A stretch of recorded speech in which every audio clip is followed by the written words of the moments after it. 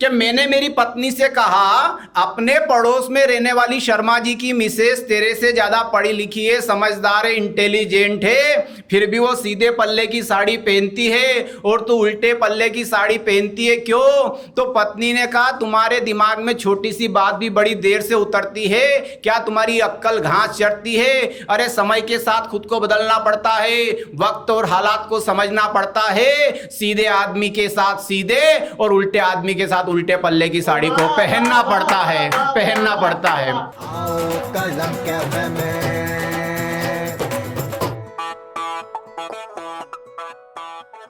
गम आंसू खामोशी को शर्मिंदा रखने के लिए कुछ जगह रखिए हंसी का परिंदा रखने के लिए, और उदासी मत सजाइए चेहरे के गुलदान में, हंसी बहुत जरूरी है खुद को जिंदा रखने के लिए।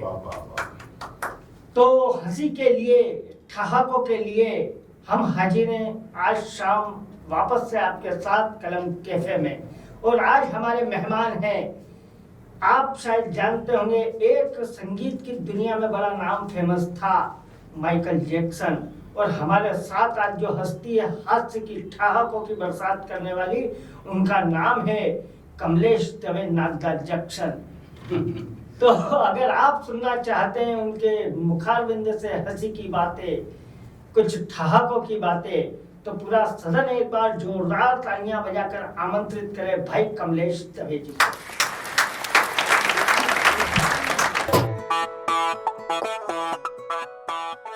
नमस्कार।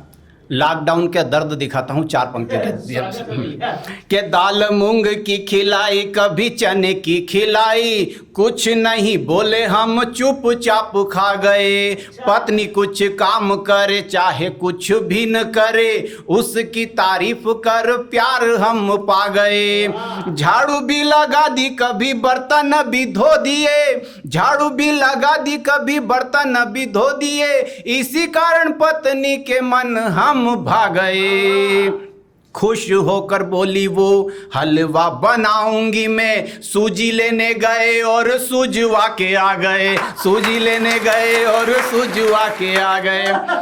और साहब पत्नी विषय पे कुछ पंक्तियां पढ़ता हूं कि मैंने मेरी पत्नी से कहा अपने पड़ोस में रहने वाली शर्मा जी की मिसेस तेरे से ज्यादा पढ़ी लिखी है, समझदार है, इंटेलिजेंट है, फिर भी वो सीधे पल्ले की साड़ी पहनती है और तू उल्टे पल्ले की साड़ी पहनती है, क्यों? तो पत्नी ने कहा तुम्हारे दिमाग में छोटी सी बात भी बड़ी देर से उतरती है, क्या तुम्हारी अक्ल घास चढ़ती है? अरे समय के साथ खुद को बदलना पड़ता है, वक्त और हालात को समझना पड़ता है, सीधे आदमी के साथ सीधे और उल्टे आदमी के साथ उल्टे पल्ले की साड़ी को पहनना पड़ता है, पहनना पड़ता है। हमारे गाड़ी वाले भैया की भी स्थिति ऐसी ही है।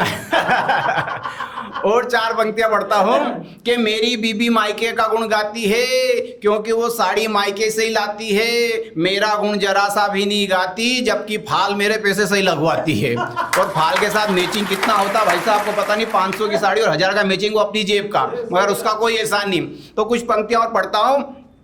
एक दिन मैंने मेरी पत्नी से कहा कि मैं फौज में भर्ती होना चाहता हूं, जाऊं या नहीं जाऊं? पत्नी ने कहा आप तो खुशी से जाओ, मगर जाने से पहले फुल साइज का फोटो खिंचवाओ। खुदा ना खास्ता वहां शहीद हो गए तो आपकी तस्वीर कहां से लाऊंगी, और श्रद्धांजलि सभा में हार किसकी तस्वीर पर चढ़ाऊंगी? तो मैंने कहा देवी तू हार तो मेरी तस्वीर पर ही चढ़ाना, मगर मेरे मरने के बाद बीमा के पैसे से दूसरा ब्याह मत रचाना, वरना मैं भूत बनकर के सताऊंगा, स्वर्ग से भी वापस आ जाऊंगा। तो पत्नी बोली मैं तुम पर एक बार दिलो जान से मर चुकी हूं, अब किसी और पर नहीं मरूंगी, और जीवन में जो गलती एक बार करी वो दोबारा हरगिज नहीं करूंगी, हरगिज नहीं करूंगी। और कुछ पंक्तियां पढ़ता हूं, अतुल जी सुनिएगा। आपने जो कलम कैफे के नाम से जो ये कार्यक्रम शुरू करा उसके लिए आपको बहुत बहुत बधाई, और ये बहुत ऊंचाइयों तक जाए।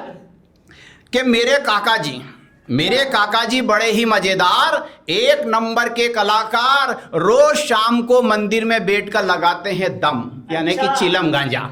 रोज शाम को मंदिर में बैठकर लगाते हैं दम, रात को ठेके पे रम, और सुबह उठते से कावड़ियों के साथ बोल बम बोल बम बोल बम।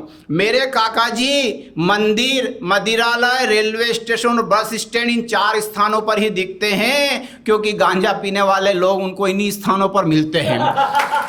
गांजा पीने के कारण मेरे काका जी को कई बार पुलिस पकड़ कर ले गई, मगर मेरे काका जी ने गांजा पीना नहीं छोड़ा और अपनी अक्ल का कमाल दिखा दिया।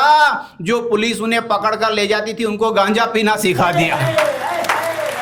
न रहेगा बांस न बजेगी बांसुरी। अरे गांजा पीना मेरी मजबूरी तो बेटा तेरी भी मजबूरी।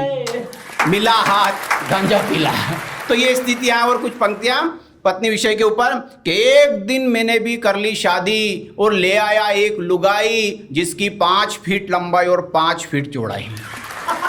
5 फीट लंबाई और 5 फीट चौड़ाई। उसे घर आते से मैंने सदा सुहागन रहने की एक तरकीब बताई। मैंने कहा अपन दोनों ऐसे रहेंगे जैसे रहते हैं घर में बहन और भाई। तो वह मुझे देख करके नरेंद्र मोदी जी की तरह मुस्कुराई, मनमोहन सिंह जी की तरह गर्दन हिलाई और बोली कि ऐसा ही था तो राहुल गांधी जी की तरह कुंवारे रहते। अरे मैंने कहा कुंवारे रहते, पर कुंवारे आदमी को तेरे पिताजी दहेज में ट्रैक्टर और ट्राली कभी नहीं देते। तो हम ट्रैक्टर बनकर के ट्राली को ढो रहे हैं। लोग समझ रहे हैं कि हम गहरी नींद में सो रहे हैं। हकीकत तो ये है भाई साहब कि हम रजाई के अंदर भी सुबक सुबक कर रो रहे हैं। और पहले तो सिर्फ हम अपने ही कपड़े धोते थे, आजकल उसके कपड़े भी धो रहे हैं, उसके कपड़े भी धो रहे हैं। और एक छोटा सा अतुल जी एक टुकड़ा सुनाता हूँ कि एक मित्र ने मुझसे पूछा, हमारे एक शैलेश जी पुराणिक जी है, उनने मेरे से एक प्रश्न पूछा कि दवे जी ये बताइए, मल्लिका शेरावत, बिपाशा बासु, राखी सावंत और कैटरीना कैफ में से आपको कौन सी हीरोइन पसंद है और क्यों? तो मैंने कहा कैटरीना कैफ। वो बोले क्यों? मैंने कहा मल्लिका शेरावत, बिपाशा बासु, राखी सावंत तीनों की तीनों झींगा मछलियों की तरह भारी है, अपने से नहीं पचे क्योंकि अपन शुद्ध शाकाहारी है, शुद्ध शाकाहारी है। धन्यवाद, बहुत बहुत धन्यवाद कमलेश दवे जी। उनकी हास्य की बातों ने आपको निश्चित गुदगुदाया है। अगर उनकी बातें आपको अच्छी लगी है तो बिल्कुल कमेंट करके आप बताइएगा। और हास्य की इस महफिल में, कलम कैफे में हर शाम मिलते रहिए हमसे ठीक 5 बजे।